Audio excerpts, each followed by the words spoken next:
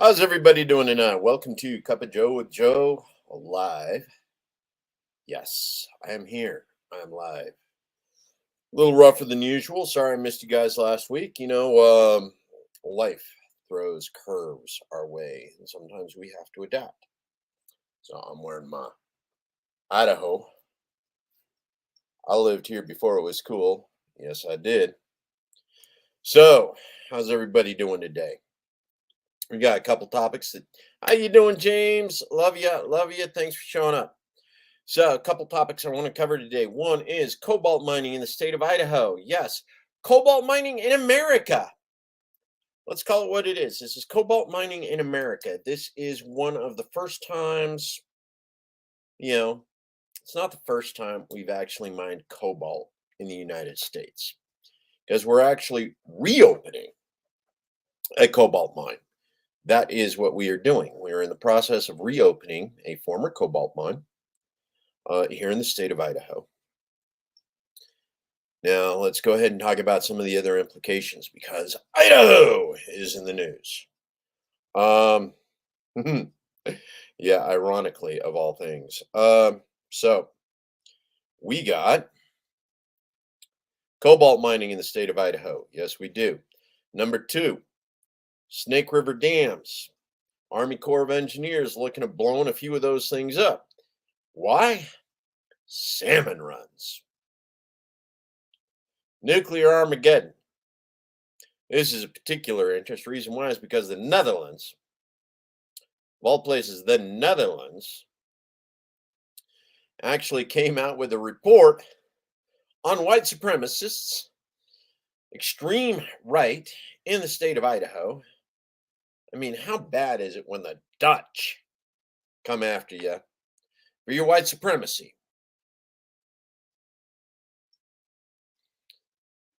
Which is interesting because nuclear Armageddon over Ukraine and Russia, both of which have become notorious for alt-right and white supremacist actions, ethnic cleansings, and so many other things over the last couple of months or years in some cases. Been dealing with ethnic cleansing in the Ukraine since 2014 when the US helped facilitate, yes.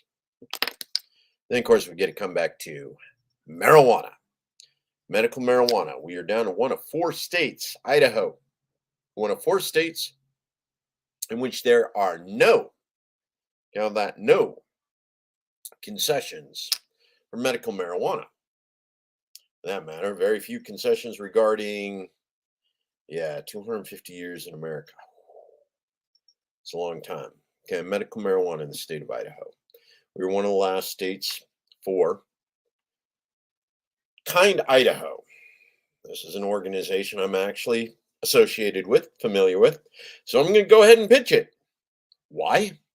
Because we do not have what I consider medical choice in the state of Idaho. We do not have a choice in our medicine. We do not have the choice to say, Doc, I think this is good for me. Should I try it? No, you don't have that choice in the state of Idaho. The state legislature has decided they know what's best for you. And if you decide that medical marijuana is best for you, yeah, James, I know there are people who have to do that for good reason. Move to a legal state, use it when you need it, use it as you need it. How you doing, cheese sandwich? Whoever you are, thanks for joining us. Appreciate it. Okay, but Idaho, medical marijuana. We do not have that choice. If you want to use medical marijuana in the state of Idaho, you go to prison if you are caught. Well, and truth is, James, that's really what it comes down to. If you were using it for reasons, specific reasons, to deal with medical issues, post-traumatic stress, number of reasons. I know a number of individuals who are domestic violence and sexual assault survivors, who use it on the regular because it works for them when nothing else does. And then they get in trouble for using it. Thing that works, that gets them through. Better than Xanax and wine moms? Yes, yes, it is. Weed moms, they are a thing because it does relieve stress. Unfortunately, it still comes with a certain stigma in many states in the United States, in which, thank you, Lana, appreciate it.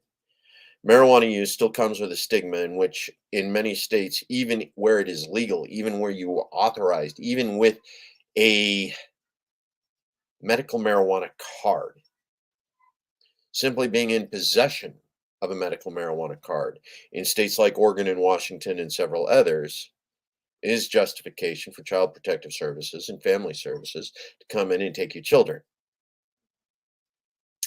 Yeah. How's that? Drinking beer in public. That actually causes a number of different other issues, James, which, you and I best not get into right now.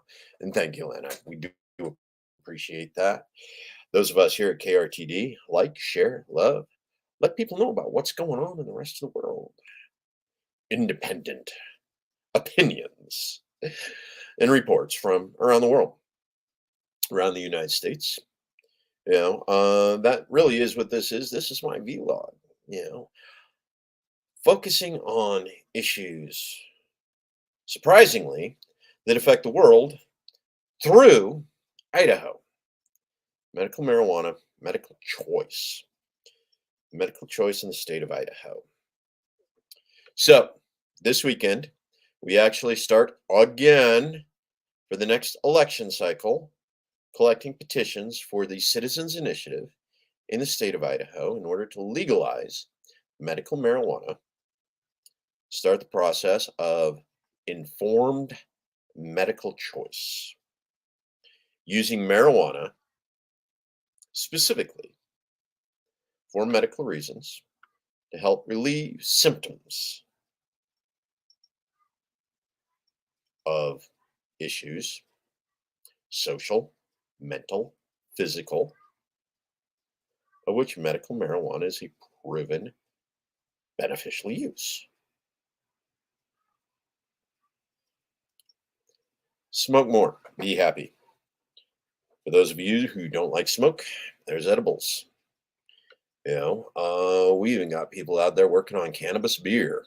Yes, yes, we are.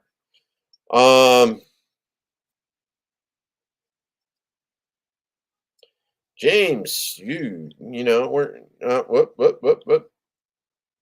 When driving their own car, yes, that causes issues, health issues, gasoline issues. I'm guilty. Won't lie. I don't take time to find people who are working with me. Yeah, James, no, cannabis beer, 2014. It's been around a while.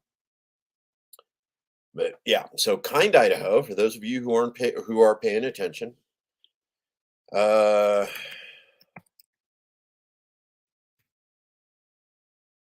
go ahead and chip that out. kindidaho.org. Image product. Interesting. Okay, kindidaho.org. That is the organization here in the state of Idaho that is working on legalizing medical marijuana.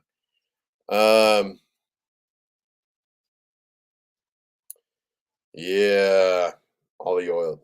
Got it.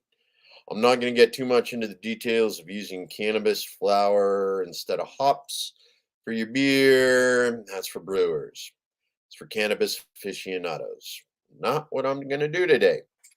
So, now that we've covered the issues of medical choice, medical marijuana, and the use of it in the state of Idaho, let's move on to another issue.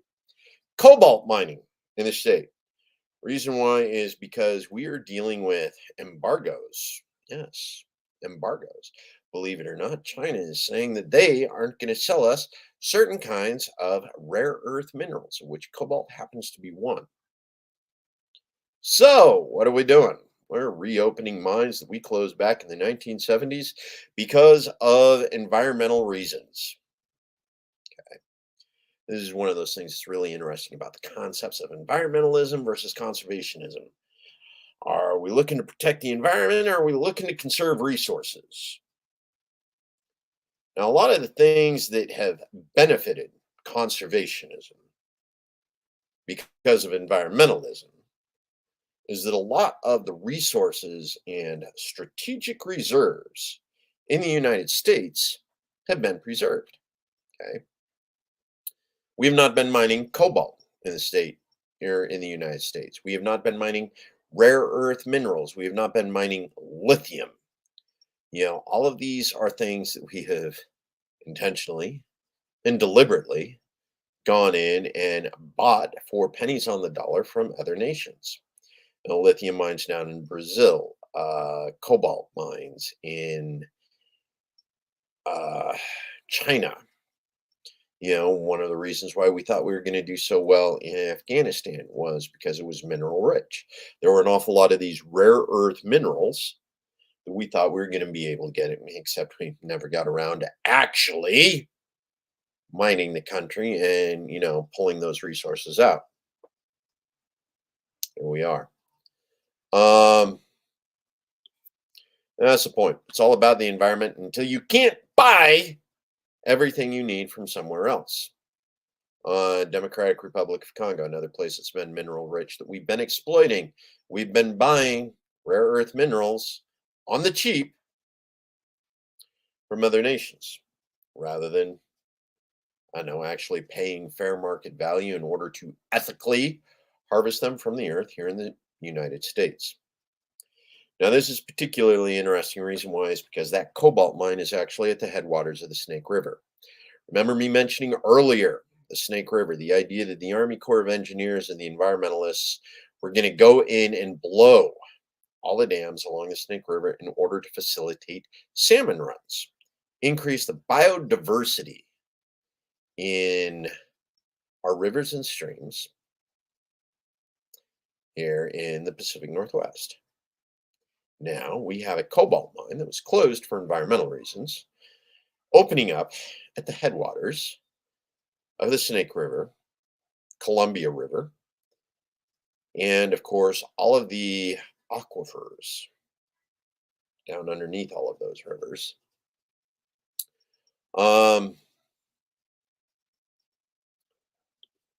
Yeah, we got troops in too many countries, and now all of those countries are saying stop sending troops or we'll stop sending goods. Or maybe we just don't keep killing the people who are supposed to be harvesting the stuff that we're there to protect. Yeah, it's convoluted, and it will continue to escape us because we do not participate in what we call free trade agreements globally.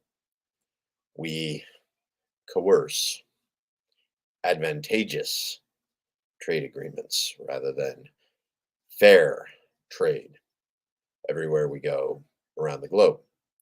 190 countries, 150 of them have U.S. troops in them of some kind. We are allies. We are enemies. We are occupiers in many of those countries, and we take from those countries what we want, like every good colonizer ever has. Yeah, I know. Indigenous Day, 3 days ago, Columbus Day, and here we are. We're talking about colonizers, the way we have perpetuated the colonizer mentality by sending U.S. troops to every corner of the world in order to strip it of resources so that we can operate the United States more environmentally friendly. Never mind the damage that we're doing to the global ecosystem in the process. And by ecosystem, I do mean both economic and ecological. So here we are. We are reduced to mining. Yes, mining. Yeah, trade agreements that don't end up with those providing the U.S. with goods. Yeah. Military industrial complex, including electric batteries for electric Hummers, electric scout bikes, so that we can drive around the country killing people quietly. I don't know. Once those guns go off, nothing's quiet about gunfire, regardless of what they're mounted on. Anyway, sort of beside the point. You got me straying, James. You got me straying from the topic. Hey, free trade agreement. The idea that finally, after 50 years of environmentalism, we're getting around to the purpose why conservationists set certain areas of the United States off limits for exploitation, mainly mining. Yes, and mind your own business. We're in a situation right now. If you own land and it's got minerals under it, you actually have mineral rights. However, state of Idaho, some of the biggest mountains we got are all on federal land. And because of our need, because our supply is being cut off by China and Democratic Congo of Africa, and Afghanistan's no longer safe for us to be operating, rare earth mineral mines in. We now have to look at what, oh, dude, that's, yeah, let's not go there, James. Now, one of the interesting things is I got some friends who, used to do heavy mining, strip mining arrangements like that. Now, that cobalt mine, when it was shut down 20, 30 years ago, or however long it was, um, there was an awful lot of waste ore, a lot of waste that came out of that mine. Why? Because a lot of the rare earth minerals that came out with the cobalt, we didn't know what to do with at the time. Okay. Yeah, there are a lot of Afghan mineral mines, a lot. Um, are mineral mines in Afghan? Yeah. But yes, there are a lot of mineral mines in Afghanistan. Not necessarily ours because we gave them all back over to the Taliban. Yeah, we did that. One of the things we're looking at with regards to the mineral mines, cobalt mines here in the state of Idaho, a lot of the waste from cobalt mines and certain other mines, 20, 30 years ago, because we didn't know what we could do with those rare earth minerals at the time. We didn't know some of those rare earth minerals that we were pulling up with something like cobalt allow us to create touch screens for our phones and our laptops and our computers. Certain other rare earth minerals, like, now we got use of lithium for lithium batteries. We got cobalt, used to not be a major component of batteries, which now it is. We got the cobalt batteries, and that's the reason why we're opening it back up. For electric vehicles,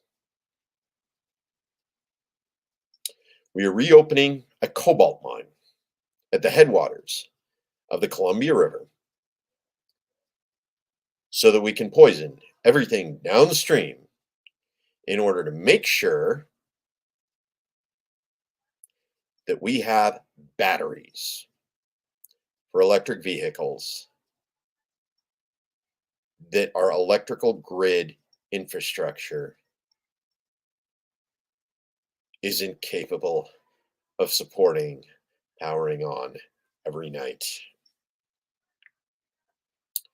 I don't know, folks. Sounds like that might be a little bit screwy. Like, we may not have anything actually going on there. It's advantageous to us yet.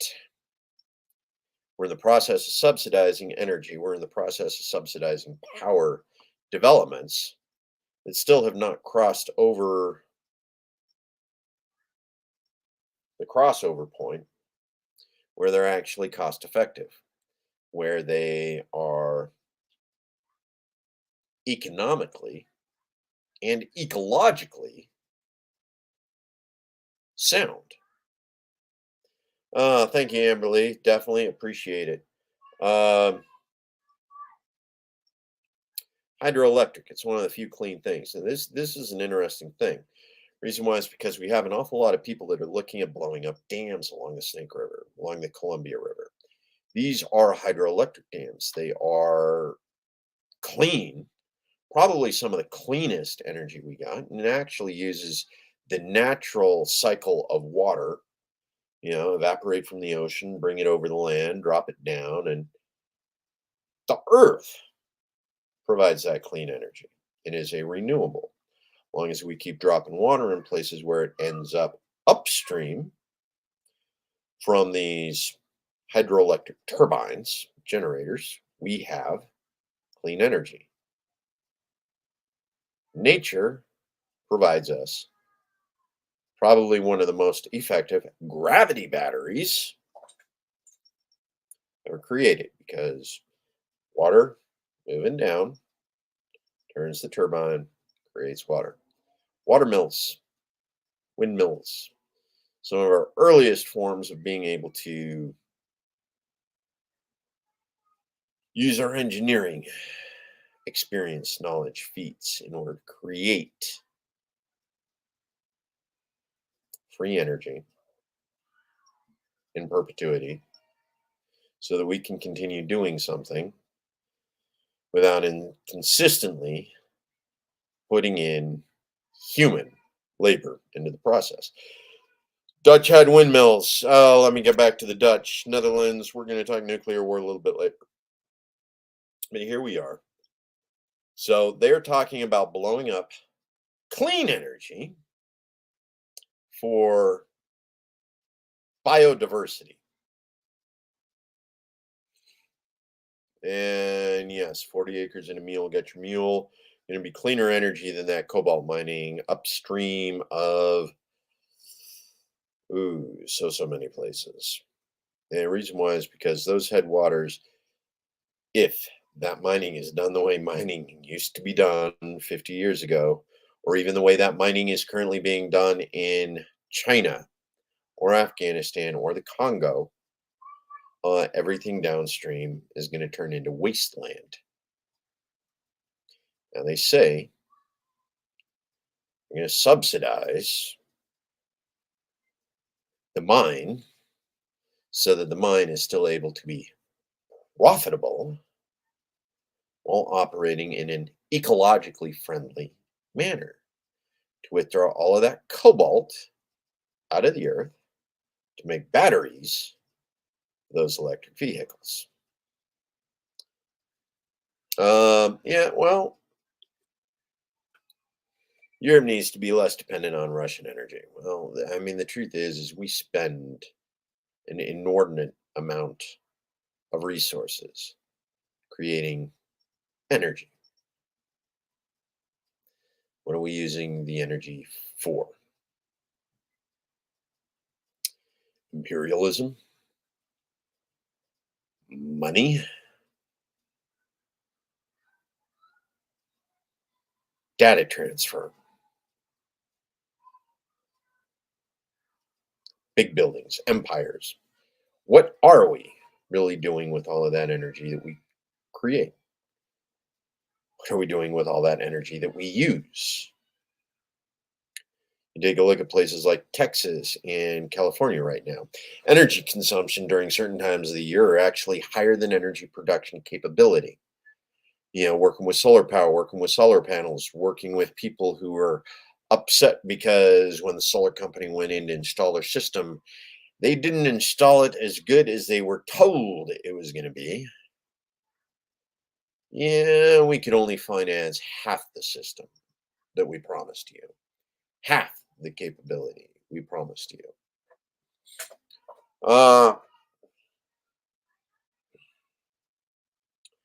It's going to be interesting, actually see now that cobalt mine that's sitting over in eastern Idaho, headwaters of the Snake that feed into the Columbia, that's going to poison the ocean.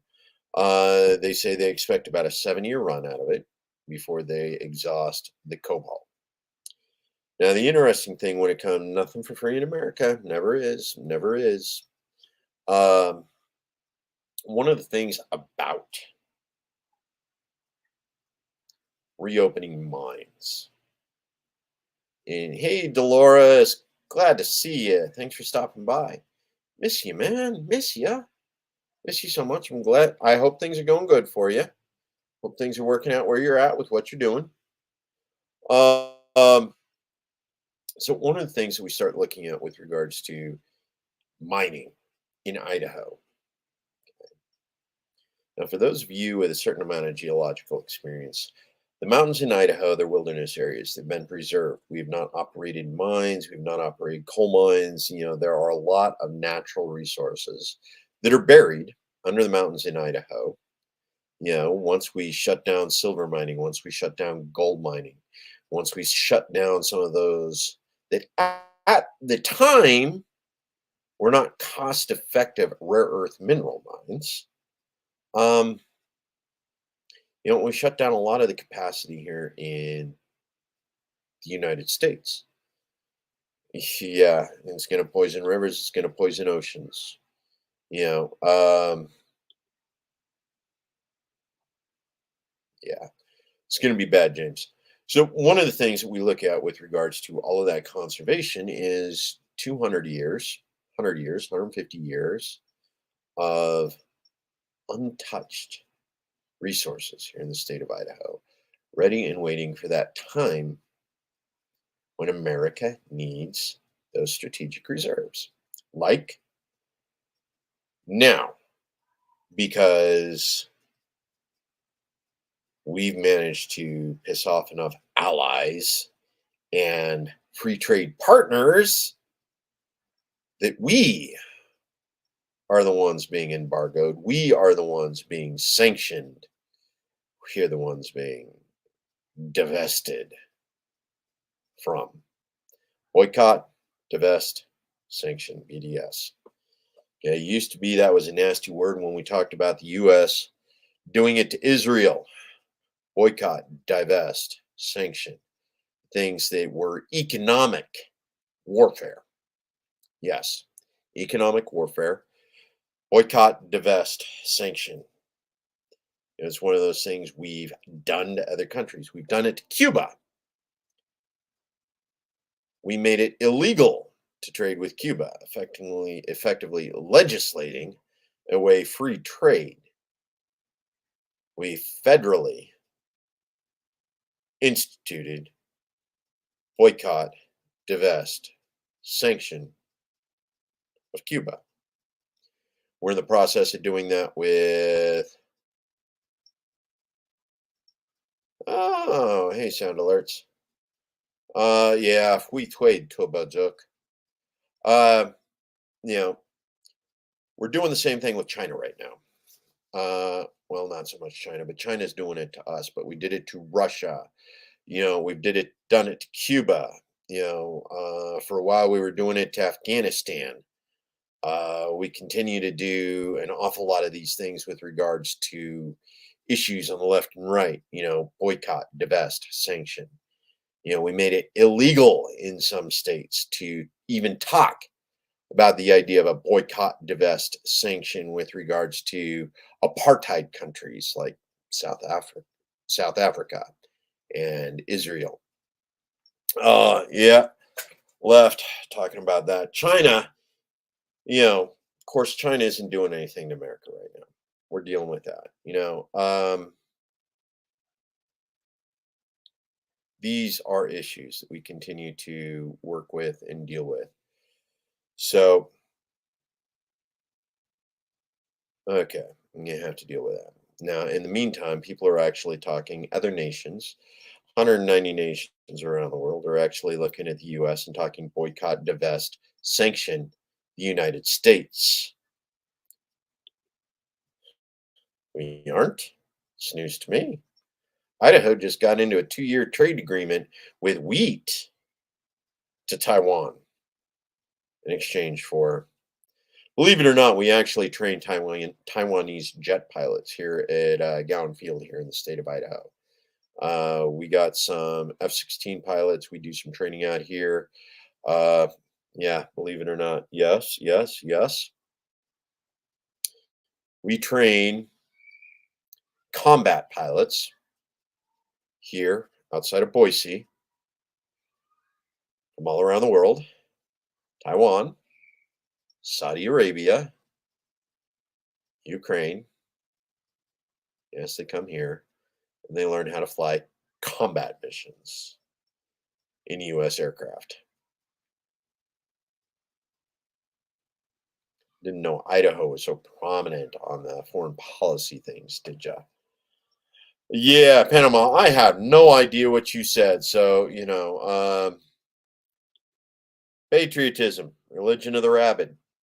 It is. It is. Nationalism, patriotism, whatever you want to call it, that's what it is. That is the core of who we are, what we do, why we do the things we do, whether they're good or bad. God, you guys are awesome. Jimmy must be doing bang up job over on Twitch. Um, Either that or this isn't the KRTD Twitch channel. Love you guys. You guys are all piling in here. Um, Thank you, Jimmy's audience. Love you guys. Appreciate the effort. Love seeing you guys.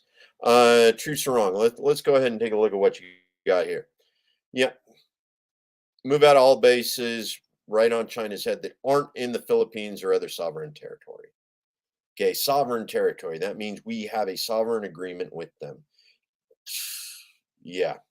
Taiwan was an American base before we converted it over to Taiwan because we decided to give mainland China over to Mao and his friends. Yeah. Jimmy, no, damn it. Extra bowl. You got me. Jimmy, yes.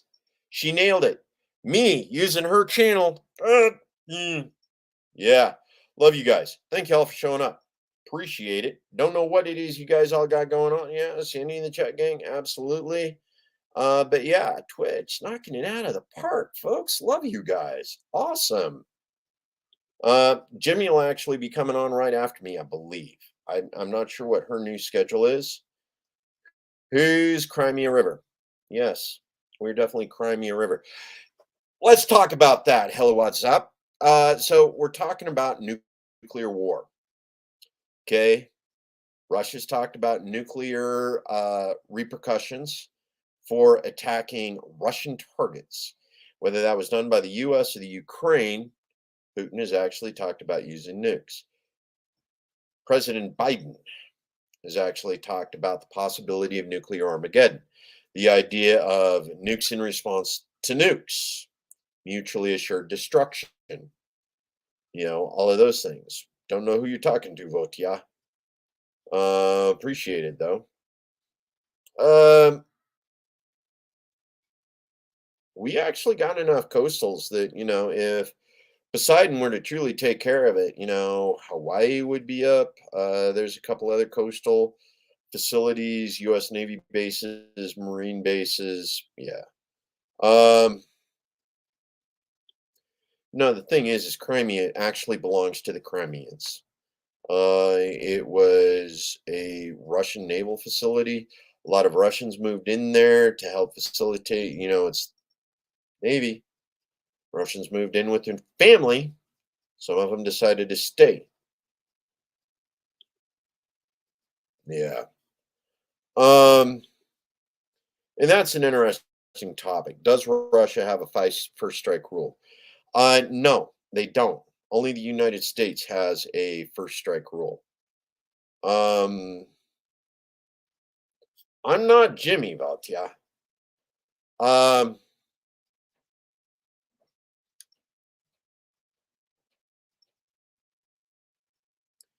Yeah, the idea of the Philippines, let's talk about this here, truth or wrong. Philippines and the rest of the Pacific nations need to have their own navies to stick a boot up China's ass when they pull anything in the South Asia Sea, and the U.S. should largely withdraw. Okay, now what this is it's competition between, thanks,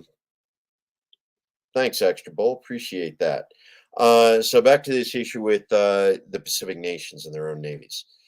Okay, this is the idea of occupying empires.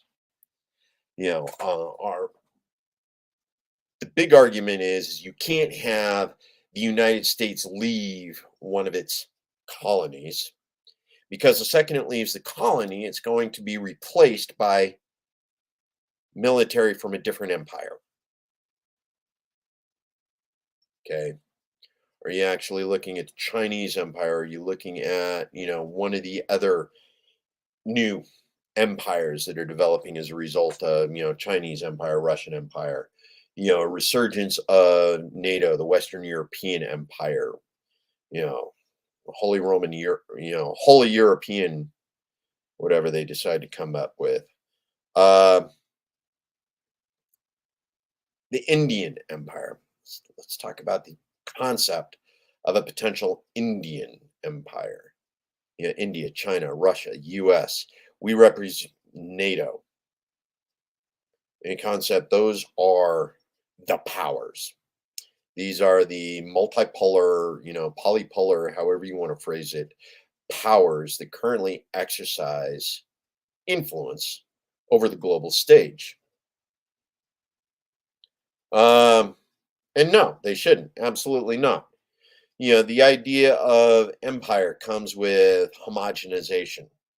Everybody in the empire ends up looking the same, acting the same, being the same, because the only way for the empire to function is for everybody to operate in the same institutional form,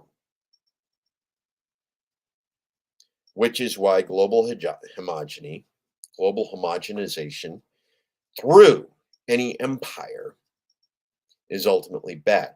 Because when you look at empire policy always comes out as one universal policy for all places, all times, all things.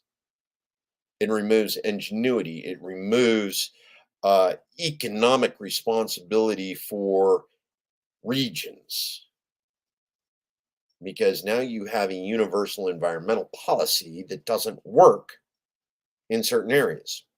You are not going to use the same environmental policy in the Philippines that you use in the Pacific Northwest or in the state of Idaho or up along any of these, the Himalayas. You don't. So the idea of a global homogeny, global empire with universal policies is damaging because it doesn't allow for innovation. It doesn't allow for creation. It doesn't allow for adaptation, environmental adaptation, because everybody becomes the same.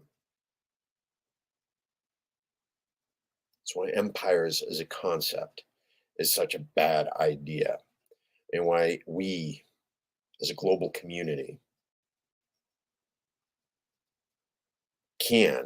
could look to building different relationships independent of the violence of the empire, independent of the violence of the state. Yes, we're going to get into that. One world government and Kafka. Yeah. Yeah. What's the difference between a federation versus a one world government versus a lot of it has to do with the violence of the empire, the violence of the state. Are we looking at a one world government or a no world government? And is it possible to create a global community without a state mechanism controlling the interactions of all the communities on the planet? These are theories that we look at. These are theories and ideas. Unfortunately, at the moment, most of our global empires are run by sociopaths who can't get along with anybody unless those people conform, comply, or die.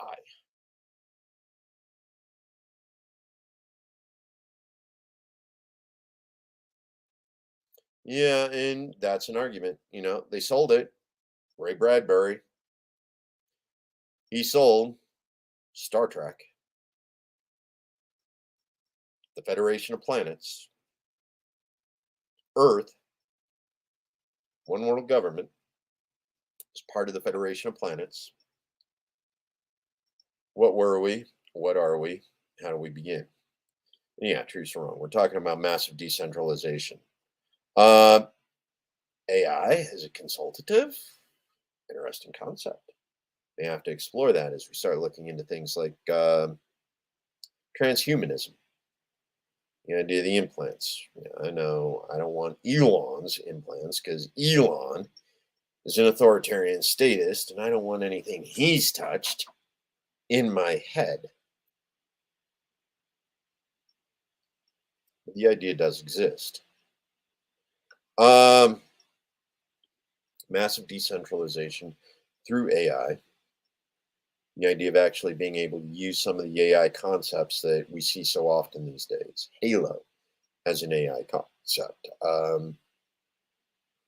Ghost in the Machine. It's not like these are strange concept stuff. Dude, you guys in Russian, what's with the Cyrillic, man? I can't read that stuff. You know, the auditors, it's an interesting concept. We actually have a lot of automation right now. It's not on the AI level, but we do automate an awful lot of stuff to help facilitate and process information. Agreed, Sandy. Agreed. So start taking a look at what these options represent, what our future represents. Okay, nuclear war with Russia. We need to do everything to avoid it. The reason why is because once Russia takes that step,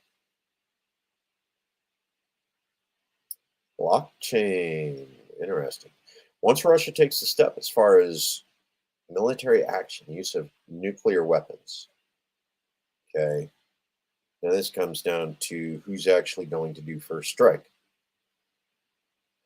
US has never had any qualms about first strike use of literally anything. We've always been willing to escalate above and beyond what was needed to be effective. Nuclear weapons, Hiroshima and Nagasaki. We continually operate on this idea of might makes right here in the United States. So when it comes down to it, who's actually going to be the first to fire off a nuke? Who's going to start nuclear World War III? Will it be the Russians, or will it be somebody in the United States with a preemptive strike? The defensive first strike. Dude, we could have de-escalated so many times before then. So many times before then. Here we are. Take a look at what it is for de-escalation. Which empire is it that's actually going to start World War III? And we continue to see the escalations. We continue to see the talks. We continue to see interesting things develop. We talk about, well, who's in the right? Are Ukrainians in the right? Are the Russians in the right? Well, nobody who uses violence against another people for any reason unless it's defensive, is in the right. And arguably, both Ukrainians and the Russians are currently fighting a just war, depending on who is being attacked at what time, simply because of how far back the history between Ukrainians and Russia goes. It goes clear back to 1918, 1930s, Stalin and the Holodomor. There are people who are still alive in the United States, still alive in Idaho, who fled Ukraine back in 1920s when Stalin had taken over and started the Holodomor by delanding all of the Ukrainian farmers. So who's right, who's wrong? Whose version of ethnic cleansing is acceptable at this stage? Most of us who are pacifists, most of us who are peace, are going, yeah, well, nobody's clean right now. So how about everybody break it off, step back into your corners and try and figure out what you actually own, what you have, what you can preserve, and decide that maybe cooperation between communities, accepting guest rights, dealing in fairness, fair trade, in such a way so that everybody benefits rather than continuing to use the threat of violence in order to get things that, oh, yeah, you didn't earn. Yeah.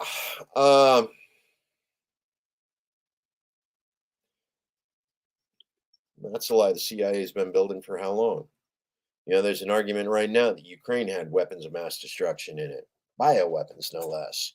Some of the research that we saw come out of China actually started in Ukraine. gain of function experiments in medical laboratories owned by companies with US politicians' sons sitting on the boards. Yeah, like that doesn't sound completely and totally screwy. Okay. It's 46 minutes, folks. I want to go ahead and wrap this up. Reason why is because I do believe Jimmy does have a show after this. I want to make sure her and what's up, get moving on it. Okay. And yes, I absolutely agree, cheese sandwich. We definitely need to be staying out of the Ukraine. US never should have been in there 2014 when we assisted with the Molodon revolution. And we turned around and installed one of the most corrupt governments ever in the world. Hard to believe that, right?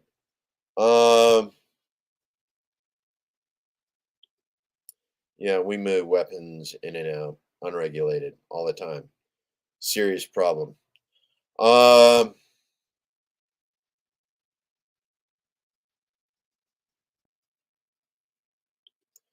Dude, tripping down conspiracy theory. Unfortunately, I think it's one of those conspiracy theories that has more or less been proven right, considering an awful lot of the weapons of mass destruction, biowarfare experiments did continue. Post World War II, post World War One, continue to see an awful lot of that. And it's not just the German scientists post World War II that got moved into the United States in order to continue their experiments. But yeah, as far as 731, don't necessarily know whether or not that is indeed a thing, or whether that's just a code name for what did happen. I think Operation Paperclip is what an awful lot of the conspiracy theories here in the United States actually refer to it as. So remember, folks, no nuclear war. If you're Russian, if you're Ukrainian, if you're US, we do not want war, nuclear war, World War III, because World War IV will be fought with sticks and stones. A lot of us like our tech, folks. A lot of us like our tech a lot. Some of us probably too much, considering how badly we need things. Okay. Cobalt mining and rare earth minerals. We're actually opening up those mines back in the US again. Remember, folks, got to get dark money. Yep, Chris, dark money. Get it out before the brown shirt dictatorship, whichever party it is. I don't know. Red fash, blue fash, one fash, two fash. All the same. Love you, Extra Bowl. Glad you were actually able to catch most of it tonight.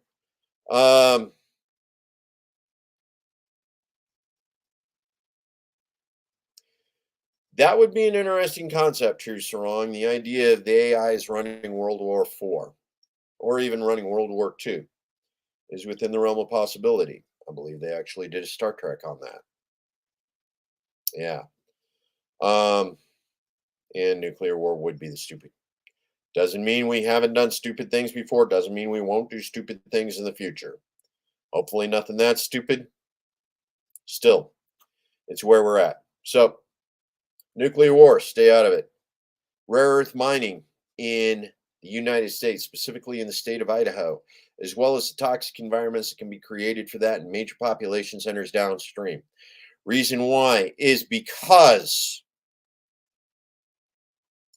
everything that comes out of the Columbia River headwaters goes down the Columbia, poisons everything down, and then the coastal streams actually come in from Alaska, bringing all that cold water down towards California.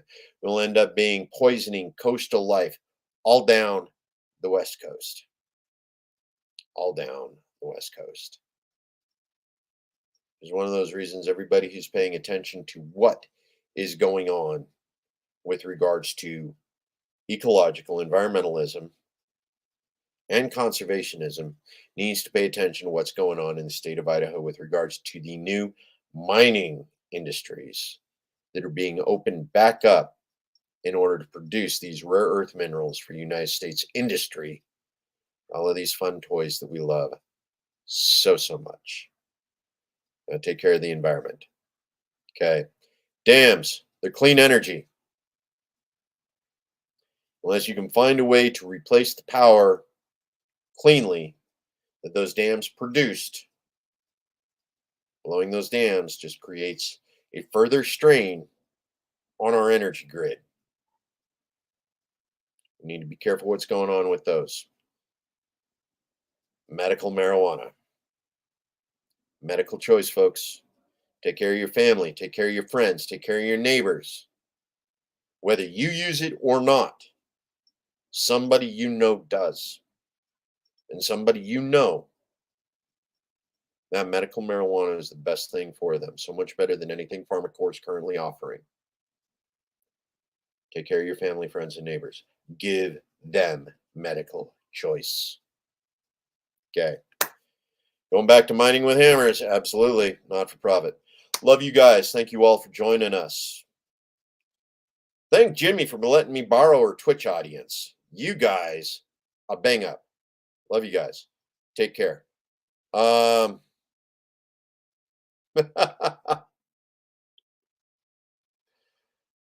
of humanity, dude, the earth will recover in 10 years with the elimination of humanity.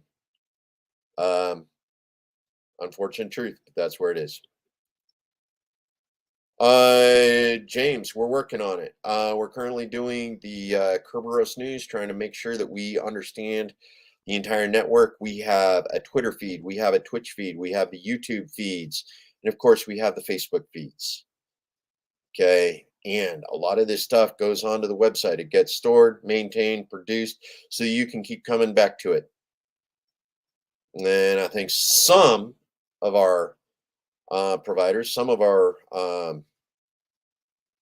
talking heads, yes, a talking head, actually have Patreon accounts where a lot of this stuff gets stored as well, in case you want additional content. Love you guys. Family, friends, community. As long as you got those three, you can make anything happen. Take care of yourself, loves. Be kind.